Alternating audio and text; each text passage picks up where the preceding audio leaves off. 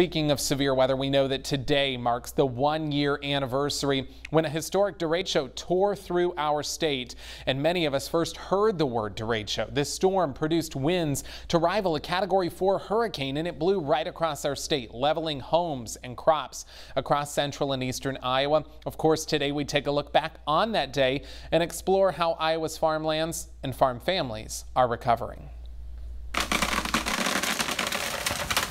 So we rode out the whole storm in the house. We looked out the north for a while till the trees covered up the north side of the house.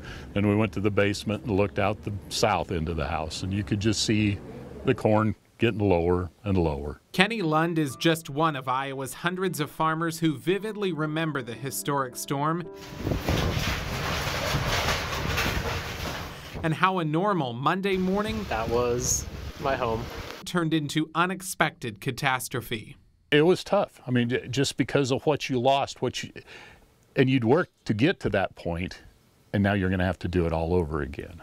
A powerful, long-lived windstorm known as a derecho tore across Iowa with wind speeds topping 100 miles per hour.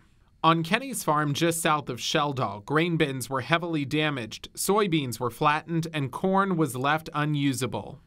Altogether, he was forced to abandon 275 acres of crop, something he had never done in his 44-year farming career. Acres and acres, these huge fields, flattened corn. It was a shock. Derechos aren't new to Iowa. 11 have occurred in our state over the last 30 to 40 years. But none of them were as strong as this one, a concerning trend for Iowa's ag sector. Our projections show that the environment in which severe thunderstorms can form will actually increase on a daily basis. So more days in which thunderstorm activity could form and turn severe. More extremes means more challenges for farmers already burdened by either too much rain or not enough. There's rarely a happy medium.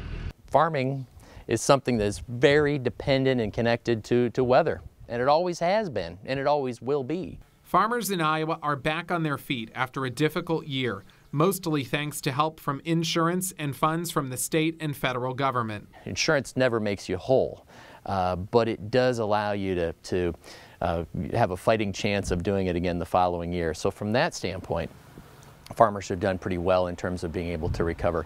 Although volunteer corn, which is left over from unharvested plants the year before, still dots the landscape of Iowa's fields, farmers are now back to their late summer routine as harvest looms just weeks away. Kenny's farm is mostly back to normal. Both his corn and soybean crop look good for mid-August, and his new grain bins shine in the summer sun. Everything was covered by insurance. The bins were insured for their value, so that worked out real well. The derecho forced some farmers to change directions in management of their farms, but Kenny says this is the life he chose. It's a great life. It has its ups and downs, like anything. But I have to get up. You have to be self-motivated. You have to get up in the morning, do your job, decide what job to do, but it's fulfilling too. It's a great life. I think that is such an important takeaway. You know, it was bad. It was rough, and I asked Secretary Naig, the Secretary of Agriculture here in Iowa, I said, do you think that there have been farmers that threw in the towel after this? And he said, well, we don't know for sure, but he said, I believe there's probably somebody out there who said, I can't do this anymore, because that storm just changed the trajectory for farmers in so many ways.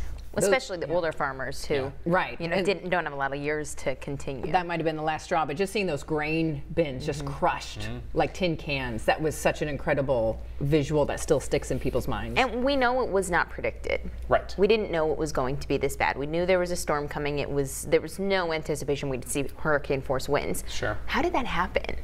So essentially, you had this little cluster of storms in South Dakota came into Iowa, and they should have died off. That's typically what would happen, especially overnight. But Iowa was very primed for severe weather. We just didn't think we would have the storms to get to that point. And then they came into our state overnight, and bam, early in the morning, they just started to explode. We look at tons and tons of computer models. There was only one model out there, 1 hour, essentially, we call it a run, that showed that type of thing, and all of us kind of looked at it and said there's no way that would happen.